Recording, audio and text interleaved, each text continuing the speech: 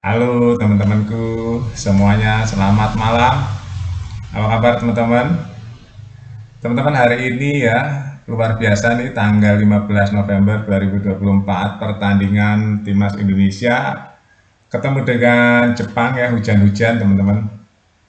Jadi saya mau cerita ya, ini tadi saya nobar pertandingan awal-awal ya teman-teman, itu Indonesia ada dua sebenarnya yang kalau menurut saya itu baru beberapa menit ya, itu yang akan membuat Indonesia tuh mentalnya tambah naik ya, jika dua peluang yang uh, dua itu bisa menjadi gol ya tadi di depan gawang Jepang, itu akan beda ceritanya teman-teman ya, karena dua gagal itulah Indonesia semakin kesini ditambah gol pertama dari Jepang ya, itu yang membuat kita agak-agak ya kena sedikit ya. Pertama kita emang tuan rumah ya. Penonton sudah memenuhi stadion.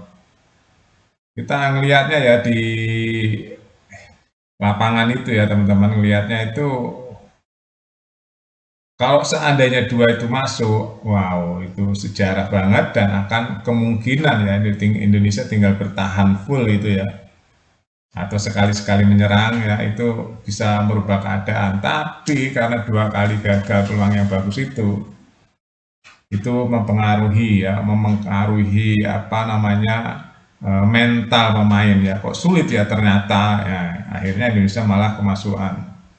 Dari kemasukan pertama itu teman-teman kita sebagai penonton ya, sudah waduh gimana, penonton aja panik loh teman-teman ya, penonton aja panik ya. Saya yakin pemain juga mulai berpikir nih, 1-0 jadi 2-0. Wow, begitu cepat kan? Itu gara-garanya ya bunuh diri itu kalau nggak salah ya, tadi di replay kakinya Justin ya, itu karena memang posisinya serba salah ya, nggak dikawal, itu passingnya benar-benar di depan gawang. Itu sering terjadi seperti itu, waktu Jepang lawan Australia juga seperti itu ya, sama-sama bunuh diri. Nah Indonesia juga lawan Jepang seperti itu gol pertama yang membuat mental Indonesia agak-agak kena ya.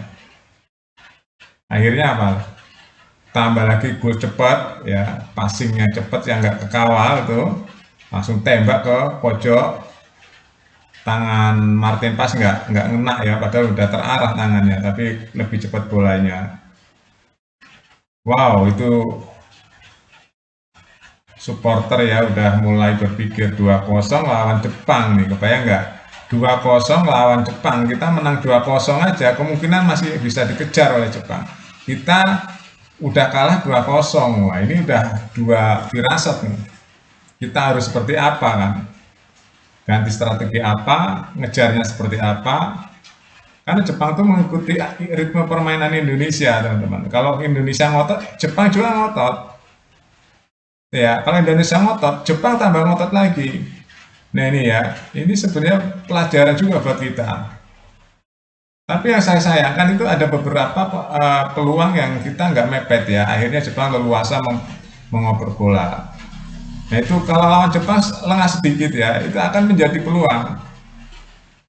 Karena memang pemainnya tuh rata ya. Jepang itu rata loh teman-teman ya. Kelasnya juga di tier A, tier 1 semua ya, di pertandingan kelas satu semua kebanyakan pemain Jepang itu. Itu yang pertama. Yang kedua, setiap pemain itu memiliki skill-skill yang benar-benar terukur. Lihat aja pertahanannya ya, sulit sekali kan. Begitu kita ada kesempatan, dia cepat banget recovery-nya tuh. Saling membackup-nya. Kelihatan sekali. Nah, kenapa kok Jepang jarang sekali kemasukan bola? Salah satu pertahanannya tuh rapih ya teman-teman. Bayangin aja, bermain sudah kalau nggak salah ya, 1, 2, 3, 4, 5 ya, 5 kali pertandingan. Itu nggak pernah yang namanya kemasukan cuma sekali doang bunuh diri lawan Australia. Ya, clean sheet semuanya. Itu kan apa ya, itu akibat dari pertahanan yang bagus. Tadi saya sempat bikin ya teman-teman review, ada yang komentar Indonesia pasti menang. Ya iya dong, kita harus menang. Wajib menang bahkan di kandang kalau bisa. Tapi harus realistis juga ya. realistisnya begini, mengukurnya tuh ya, pemain Jepang itu kan kebanyakan main di Eropa juga, itu yang pertama. Yang kedua mainnya di papan tertinggi semua kebanyakan. Itu memang Jepang tuh di atas Indonesia masih, karena memang dia terbentuknya udah lama ya, tim ini udah lama. Terus pelatihnya juga orang Jepang ya. Nah ini nih teman-teman ya, kalau kita hal kecil kita perhatikan ya, pelatih itu pengaruh juga loh, jangan salah, bahasa juga pengaruh teman-teman.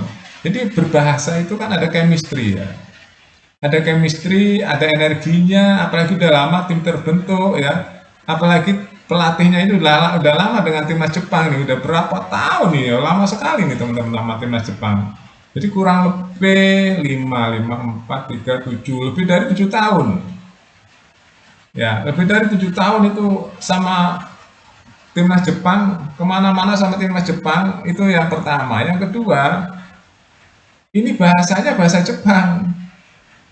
Sedangkan Sintayong harus pakai berapa bahasa tuh. Jadi kan transfer energinya itu kurang, teman-teman. Walaupun ada bahasa bola ya, ada bahasa universal bahasa bola, tapi tetap aja beda. Kita sama-sama memberikan semangat gitu ya, pakai bahasa yang langsung dimengerti oleh pemain, sama memberikan semangat sama bahasa yang tidak dimengerti oleh pemain. Itu juga beda teman-teman, melalui translator ya, beda. Makanya kadang-kadang kalau kita bahas secara detail ya, bahasa itu penting, dimengerti langsung ya, maksudnya straight itu nih, ayo kamu begini gitu ya. Jadi enggak melalui transfer orang ketiga gitu, itu juga mempengaruhi. Kita lihat ya beberapa kejadian, kalau kita membahas ini secara detail ya, tapi saya nggak bahas ini secara detail teman-teman ya, saya batasi di bawah 10 menit aja ya. Nah, jadi kita kalah. Nah ini udah berapa kali ya, yang kekalahan kita udah 2 kali ya kalah ya teman-teman. Kalau yang Sri udah 3 kali. Ini kekalahan yang 2 kali Cina dan Jepang. Kita sekarang di paling buncit ya teman-teman. Pagi saya sudah mereview tentang kebuncitan Indonesia hari ini di ujung. Apakah masih ada peluang Indonesia hari ini?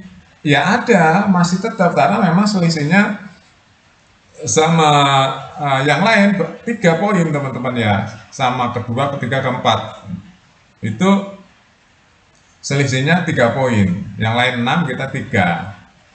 Kalau Jepang sudah 13 nih poinnya hari ini, udah nggak akan kekejar lah Jepang, dia masih banyak menang lagi nanti pertandingan demi pertandingan, udah bisa diukur lah kekuatan Jepang seperti apa ya. Ini mengukur Indonesia ini adalah yang kelima ya, masih ada 5. Nah, ini Oli Ramani ya, hari ini sudah ada di Jakarta, teman-teman, sudah periksa kesehatan di rumah sakit di Cibubur. Kemungkinan nggak bisa membela timnas Indonesia saat ketemu Arab ya, dia akan bisa nanti diperkirakan bulan Maret. Ya, itu teman-teman. Apakah Indonesia masih ada peluang? Masih ada, karena masih ada beberapa kali pertandingan home ya, dan away ya, ada beberapa kali. Nah, kalau itu bisa dimanfaatkan sebaik mungkin target 4 ya, 4 besar, Indonesia masih bisa ya, dengan harapan ya yang lain-lain itu kalah, iya kan? Yang Bahrain kalah terus atau Cina kalah terus, Indonesia menang 2 kali lagi gitu ya. Kemungkinan itu masih ada harapan. Asal kita memperbaiki dari sekarang nih. Makanya Erick Thohir itu sebenarnya udah tahu petanya ya. Cuma Erick Thohir menyayangkan waktu kita ngelawan Cina, nggak diambil tuh kesempatan itu. Ya kan, akhirnya kita kehilangan 3 poin. Kalau kita ngambil Cina aja 3, sekarang 6 sama-sama kita dengan yang lain, ya kan. Itu saja yang, kalau ada istilah peribahasa sedikit titik hitam ya, merusakkan susu sebelangga lah kasarnya gitu ya, lupa saya artinya ya, intinya begitu. Nah, yang tadinya targetnya Cina kita bisa menang dapat 3, akhirnya memperberat kita hari ini. Itu ya teman-teman, masih ada peluang, kita harus semangat iya, tapi realistis juga iya hari ini ya. Kita semangat, yang kita lawan adalah macan Asia yang Piala Dunia berturut-turut ya, 8 kali teman-teman, berturut-turut ya ikut Piala Dunia, bayangin aja. Kita baru berusaha mau gitu ya. Kita ya nggak usah terlalu down ya. Oke, itu aja teman-teman, tetap semangat ya, pantau terus berita-berita di Buat Makan TV. Sampai